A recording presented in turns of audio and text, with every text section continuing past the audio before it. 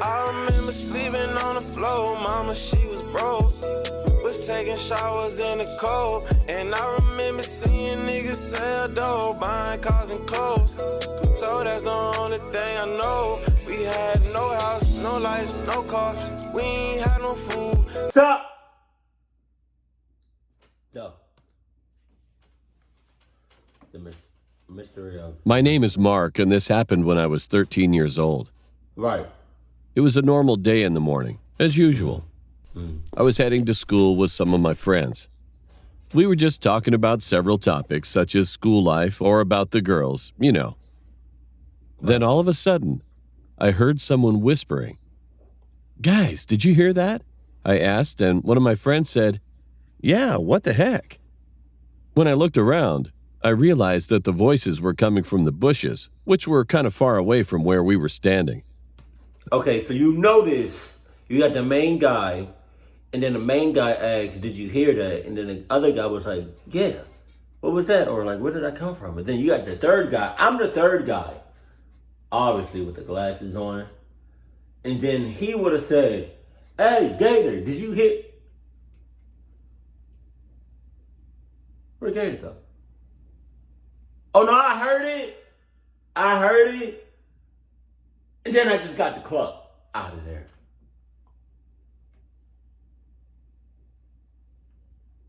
I don't want to find out where their source is coming from.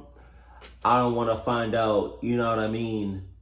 I don't want to have no business about the whisper and where it came from, or where it's going, or where it's been, or any of that.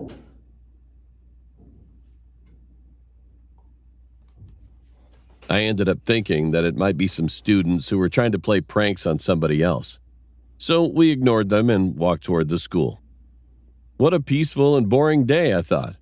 Everything was going so normal until that incident. Oh.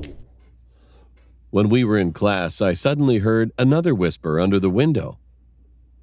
I know that it was just a coincidence, but I started to get a weird feeling, thinking about the whispering from the bushes that I'd heard in the morning. However, I ignored it again, hoping it would be nothing. Come on! A few hours later, one of my friends got a stomach problem, so he had to go to the bathroom real badly. He got permission from the teacher and rushed to the bathroom in a hurry. However, he didn't come back for a long time, which was kind of weird. Maybe he fell into the toilet, another friend next to me chuckled. Yeah, or maybe he got caught up!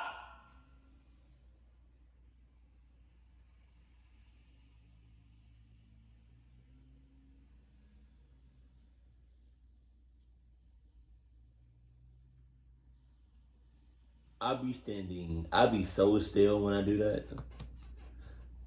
About 5 minutes later, the teacher told me to go check to see what was wrong with him.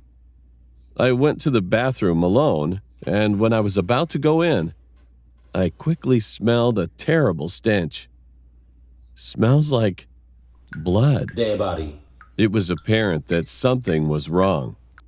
But then, I was being careless to find out what it was. I took one step inside and asked, "Dude, is everything okay?" But there was no answer in the restroom. I slowly started to open each of the stall doors, and then I found him, all bloody in the last stall. And I realized that he didn't have one foot. Oh, shit. I couldn't believe what I was seeing. I was about to throw up. He was unconscious. His face looked pale.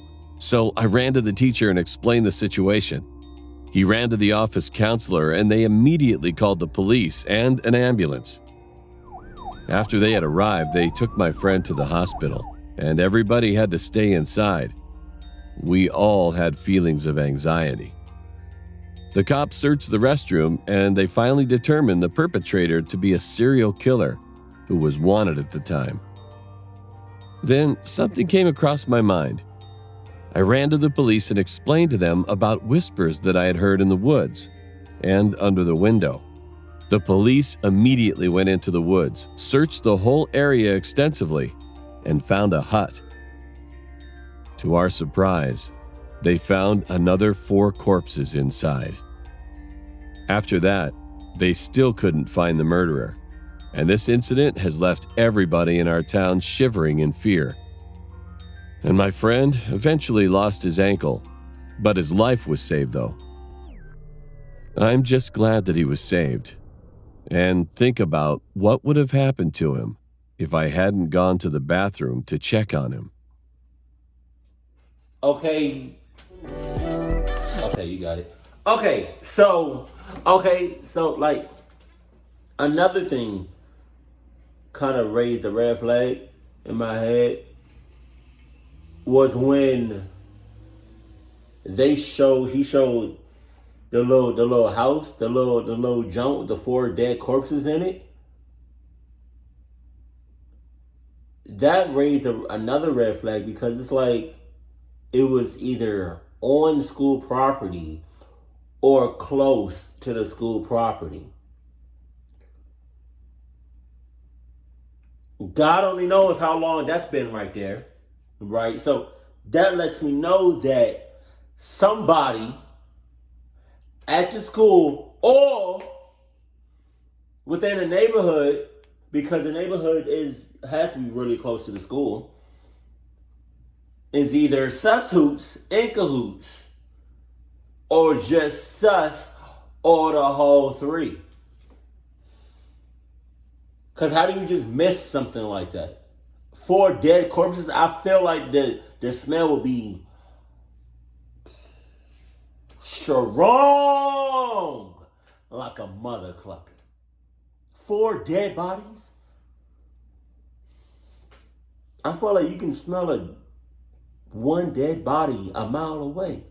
So you got 4 dead bodies? That's 4 miles of just smelling just cluckness. Somebody knew what was up and either didn't say nothing or was in on it.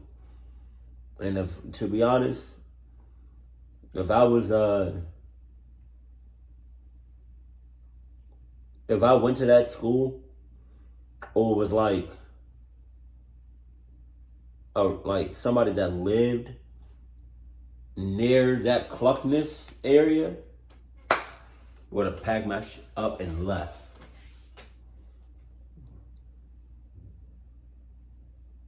Four dead bodies relatively close to the school? Come on. You know somebody was in cahoots or suspects. But the fact that they went and still continue to go to that school after what happened to his friend is beyond me. But hey, to each his own. I don't know how you say that, but I said it. Keep it cool, keep it classy, and I love you. Stay happy. My family.